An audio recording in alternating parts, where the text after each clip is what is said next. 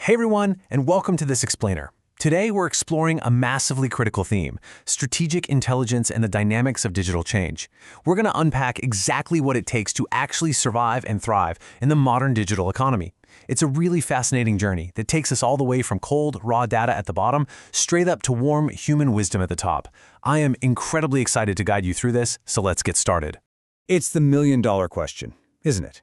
Why do some companies completely dominate the digital space, while others absolutely drown in their own data and crumble under a wave of employee resistance? Okay, let's dive into this. Here is our roadmap for today. We've got a 5-step climb up the hierarchy of digital survival, starting with the data foundation, then mining for insights, cultivating organizational wisdom, managing technological change, and wrapping up with strategies for digital survival. All right, Section 1, the data foundation. So it all begins right here with data warehousing. Now, in the digital realm, a data warehouse isn't just a giant hard drive. It's a massive, centralized repository that pulls in totally disparate, disconnected sources from across your entire organization. And keep in mind, this isn't for processing your minute-by-minute daily transactions. The real underlying value of a data warehouse is how it cleans, transforms, and structures your historical data specifically so you can run deep, high-level analysis on it later. And the ultimate goal of building that foundation is establishing what we call a single version of the truth. Because let's be honest, without this, different departments end up spending half their meetings just arguing over whose spreadsheet is actually right. Your entire company's intelligence absolutely relies on having this one centralized, completely reliable source of historical truth. Moving on to Section 2, mining for insights. So if you think of all that centralized data in your warehouse as a massive mountain of raw ore, data mining is the systematic process of extracting the gold. It's exactly how we discover those hidden patterns, the totally unexpected correlations, and the critical anomalies buried deep within those giant data sets. Really, we're just demystifying the jargon here. Data mining simply means using artificial intelligence and machine learning to do all the heavy computational lifting. It uncovers insights that a human eye could literally never spot on its own. Now, what's really interesting about this slide is how these highly technical terms translate into massive, tangible business outcomes. Take predictive analytics. That's forecasting what will happen next, like knowing exactly what product a specific customer is going to buy a month from now. Then you've got market basket analysis, which helps businesses decode complex purchase habits, basically figuring out which items are frequently bought together. And anomaly detection? That's the exact mechanism credit card companies use to flag financial fraud in real time. This is the exact moment where raw data actually transforms into actionable intelligence. That brings us to Section 3, cultivating organizational wisdom. We call this phase knowledge management, or KM, because the reality is, having brilliant, clean data and incredible algorithmic insights means absolutely nothing unless the right information reaches the exact right people at the precise time they need it to make a critical decision. Knowledge management is the systematic, intentional process that ensures the sharing and actual utilization actually happens. But true knowledge management is tricky because it has to capture two wildly different things.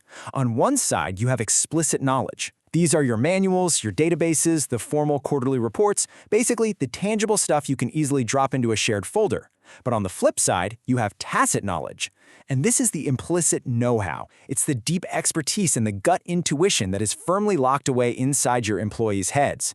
A truly successful KM system doesn't just neatly organize PDF files, it actively captures and shares that vital human intuition. Section 4, managing technological change. Now, here is the plot twist of the whole explainer. You can have perfect data, flawless data mining, and highly intelligent people, and you can still fail spectacularly when implementing a new system. Why? Because technological change is inherently disruptive. Just take a second and think back to your own experiences at work. Think about the widespread panic, the frustration, the heavy sighs in the break room during a massive new software rollout.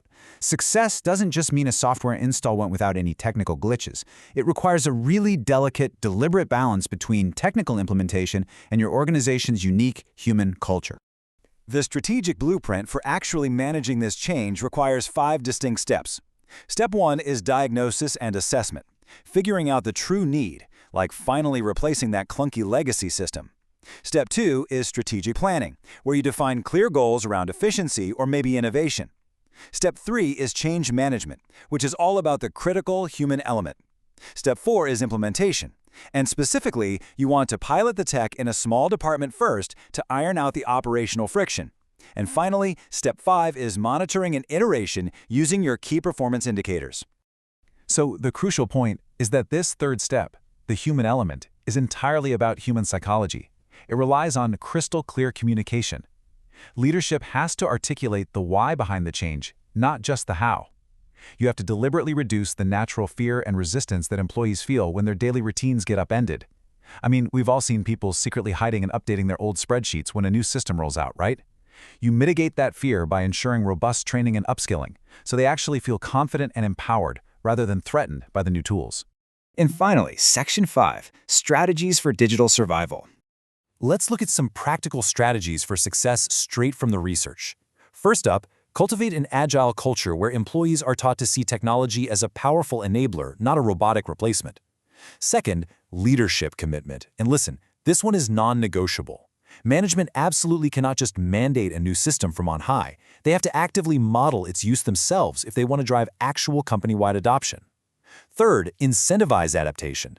You need to actively reward the teams that not only use the new tools, but take it a step further and suggest creative new ways to optimize them. And this brilliantly illustrates our entire journey today, bringing it all together perfectly. We started at the base with data warehousing, the data storage that provides our raw material. Then we moved up to data mining, discovering those hidden patterns to give us our insights. We layered on knowledge management to provide the vital human context and institutional wisdom. And finally, we reached tech management, which drives organizational adaptation and ultimately is what ensures your competitive survival. I want to leave you with a final, somewhat provocative thought here. We spend so much time obsessing over artificial intelligence, massive data warehouses, and complex algorithms. But as these digital systems get smarter, faster, and more autonomous, is our human adaptability, our culture, our leadership, and our intuition, is that actually our very last true competitive advantage? Thank you so much for exploring this fascinating topic with me, and keep learning.